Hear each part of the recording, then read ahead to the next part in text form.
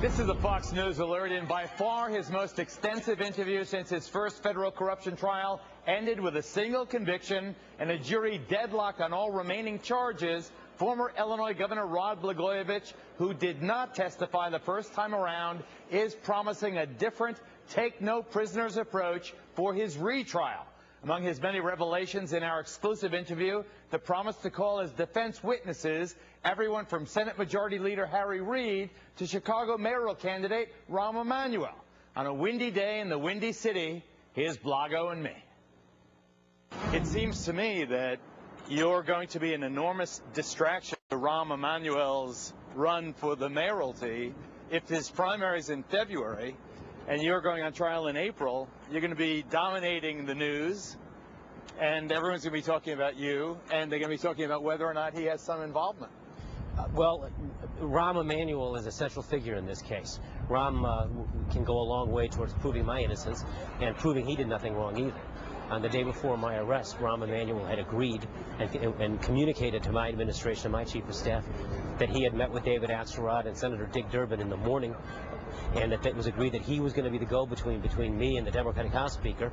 I was going to appoint the House Speaker's daughter senator, and in exchange for that, the Democratic House and the General Assembly would pass a bill that would invest in public works, 500,000 jobs, expand health care for up to 300,000 people, and a written promise not to raise taxes.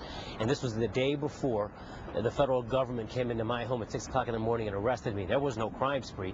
There was a job spree, a health care spree, and a no taxes spree. So you're saying that you and Rahm Emanuel had a deal the day before you were arrested, and that you will obviously make that public even as he runs for mayor?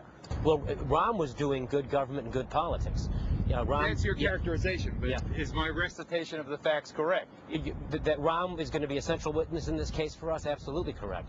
And we'd like to call Senator Harry Reid, who I talked to about the decision for senator and the choice that he wanted. If what you're saying is true, why would Patrick Fitzgerald, the federal prosecutor, go after you? What would be his motive to try to make you a victim of the federal judiciary? I have a strong theory about what his motive is, but I do think it would be inappropriate for me to do to him what he's done to me.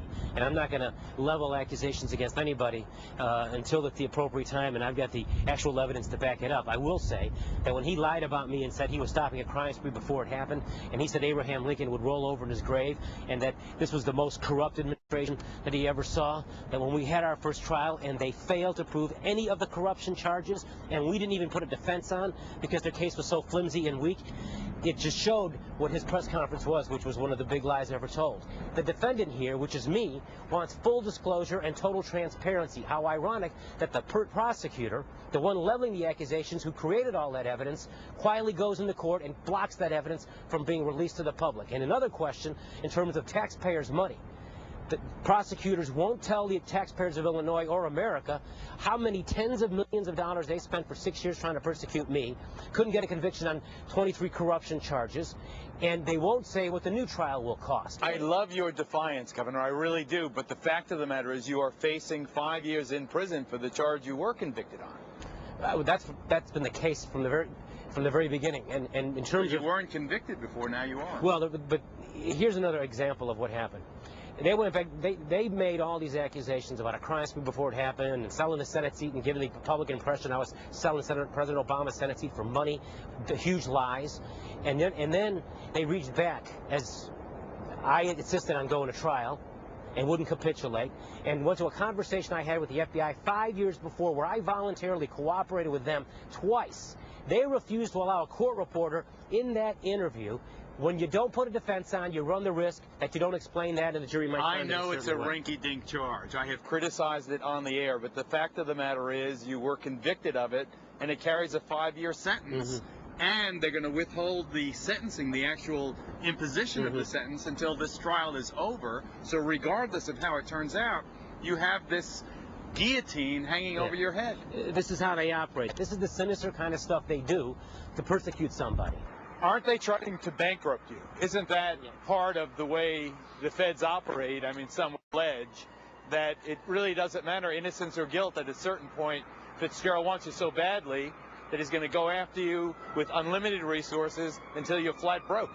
Well, that's what they've done from the very beginning. When they leveled all those huge charges, and they couldn't prove any of them. And then all of a sudden the evidence comes out, and people are essentially asking, where's the beef? This ain't anything what they said it was when we arrested this governor, because I wouldn't acknowledge any wrongdoing because I didn't do anything wrong.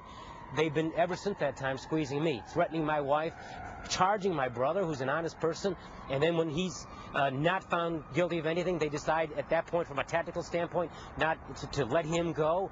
They use people's lives, and they squeeze you financially to try to leverage and force you and essentially extort you into acknowledging something that you didn't do. Given the battering that you have taken, do you find it ironic that your approval rating has probably never been higher? You know, it's really interesting when you look at the election results across America and here in Illinois. As you know, it's no secret the Democrats, we had a bad day on Tuesday. Governors in Pennsylvania, Democratic governors in Pennsylvania, in Ohio, in Wisconsin, in Michigan, and in Iowa were all replaced by Republican governors. But here in Illinois, in spite of all that's happened to me and all the lies that have been told, my lieutenant governor, even though his opponent was using me against him, was the only Democrat to survive in the Midwest and actually keep a seat. And President Obama's candidate for the Senate, who he did ads for and campaigned for, was actually defeated. Comment on the election. You spoke of the governors, the Democratic governors in the Midwest who got swept out of office, except for Quinn here in Illinois. But what generally happened to President Obama? What generally happened to the Democrats on election night? Well, if you look at the election patterns over the last couple of cycles, 2010, 2008, 2006, we're starting to see more violent swings of the political pendulum. And one thing that's been common with all those elections is that the American people have realized the economy and economic conditions are getting worse. I think ultimately people voted on Tuesday because they're not for the current situation with the economy. Oh, clearly. And President Obama and the Democrats, in fairness to them, haven't had a chance to fix it. It's not, in my view, anywhere like what some of the Republicans are trying to say, that it's a rebuke of him or his policies so much as it's a vote against the economy, the fear that people have today, and that unfortunately President Obama and the Democrats have not shown the American people a way out. All right, so where are you now? Where are you? Where is Patty? I mean, your family? Are you broke now? Are you down and out now? I mean, how are you going to pay the bill? How are you going to pay for this huge defense, this extravagant defense you've got going? Well, the federal prosecutors made part of their case the first time around when they failed to prove any corruption charges that I was broke when I was governor. And if I was this crooked governor that was doing all these things they've alleged, I don't think I'd have been broke. And when they do this to you, and this is now coming on 2 years, they do this to you, all the friends you had the day before when you were governor, and I can tell you there were hundreds of them, if not thousands of them, they don't want to talk to you the day after because they don't want what you have in their lives. And so it's very hard to make a living for me because of those circumstances, and it's among the reasons why I ended up doing different things that I can never imagine myself doing, like reality TV shows. You had some fun with those. Yeah. But will you not plead guilty? Will you not strike a deal? No. Will you not rid yourself of this monster, get this monkey off your back? No, this is a fight to the finish. Well, let me ask you this. You sound and you have portrayed yourself as the victim throughout. But aren't you, in a way, threatening the president and threatening Rahm Emanuel, his protege, by suggesting that you're going to drag them into your case? By no means am I dragging them into my case. The president's administration was involved with my administration to make a decision on the United States Senator.